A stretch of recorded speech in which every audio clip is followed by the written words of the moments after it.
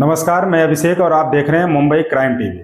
आइए रुक करते हैं खबर की ओर। कांग्रेस सांसद प्रमोद तिवारी कहते हैं सरकार ने 12 लाख रुपए तक की आय को कर मुक्त कर दिया है, लेकिन उसी व्यक्ति को जीएसटी का भुगतान करना होगा। जितनी राशि उन्होंने माफ की है उससे दोगुनी राशि लोगों को एक तरफ से भुगतान करनी है, या फिर उन्होंने शिक्षा बजट कम कर दिया है और फिर विकसित भारत के बारे में बात करेंगे। उन्होंने ग्रामीण विकास और मनरेगा के बजट में कटौती की है।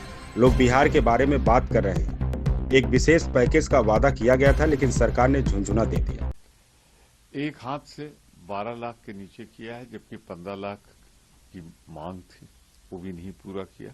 और जो 12 लाख दिया भी है तो उस आदमी को जब चाय पीने भी जाएगा, छोले भटूरे खाने भी जाएगा, किसी दुकान में कदम रखेगा तो एक बार नहीं, दो, तीन बार जीएसटी देना पड़ेगा। तमाम जगहों पे जितना एक जेब में डाल रहे हैं उसका दुगना निकालना है। तो ये सरकार का अब शिक्षा में बजट आप कम करेंगे और विकसित भारत की बात करेंगे, शिक्षित भारत की बात करेंगे। ग्रामीण विकास, नरेगा, इसमें कटौती की है।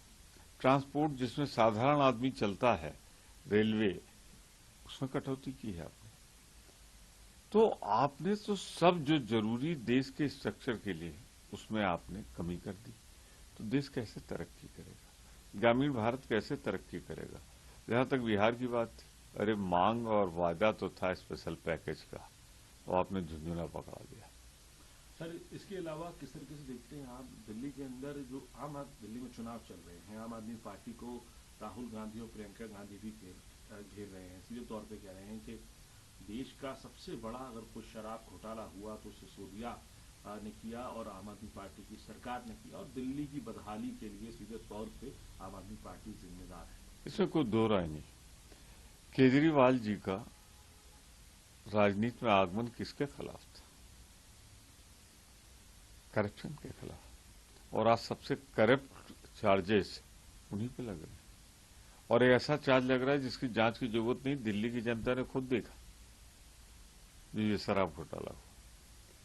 मैं फिर इतना ही कहना चाहता हूं कि कहां है वो केजरीवाल जिसने कहा था मैं 5 साल बाद आचमन करूंगा इसी जमुना का। आचमन करना तो दूर रहा, उंगली नहीं डाल रहे हैं आप। लेकिन जहां पे आम आदमी पार्टी की हालत है, वहीं भारतीय जनता पार्टी, दोनों, क्योंकि ये केंद्र शासित राज्य, सारा कुछ तो उनके पास। इन्होंने घोटाला किया और तुमने घोटाले में घोटाला किया। दोनों ने मिलकर दिल्ली को लूटा है। ये जो कच्ची सड़कें हैं, नापदान बिजबिजा रहे हैं, जिस तरीके से जहरीली हवा 400 की पीने के लिए मजबूर हुए, उसके लिए बीजेपी और आम आदमी पार्टी दोनों बराबर के दोषी। विदेश मंत्री जयशंकर भी कह रहे हैं कि जब बाहर जाते हैं तो शर्म आती है इस बात के लिए जब देखते हैं कि दिल्ली के अंदर बेसिक कम्युनिटीज का भी बुरा हाल हो चुका है, इस तौर पे आम आदमी पार्टी को घेर रहे हैं। जयशंकर जी राजनीतिक नहीं, उनको शर्म तब नहीं आती जब दिल्ली की गलियों में गैंगवार होता है, राजधानी में। उनको शर्म तब नहीं आती जब यहां पर जमुना को देखने जाने वाले हमारे विदेशी देख के क्या बोलते हैं, उसमें झाग जो निकल रहा है।